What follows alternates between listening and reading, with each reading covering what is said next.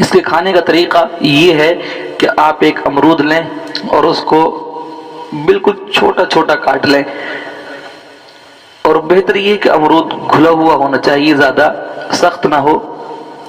زیادہ ٹائٹ نہ ہو، نرم اور گھلا ہوا امرود ہو۔ یہ لیں، اس کو باریک باریک کاٹ لیں، اور 2 کھجوریں لیں، ان کھجوروں کو باریک باریک کاٹ لیں، اور پھر اس میں 1 چمچ شہد ملا لیں، اور ملا کے اس کو آپ دوپہر میں کھانے کے 1 گھنٹے کے بعد کھا لیں، یہ شام میں کھانے کے 1 گھنٹے کے بعد کھا لیں، اور اس کو آپ لگاتار کھا کے دیکھیں۔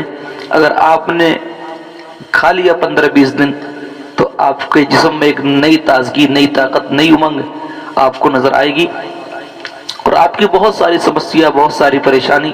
مردانہ کمزوری کو لے کر جو آپ پریشان ہیں، اس سے حل ہو جائے گی۔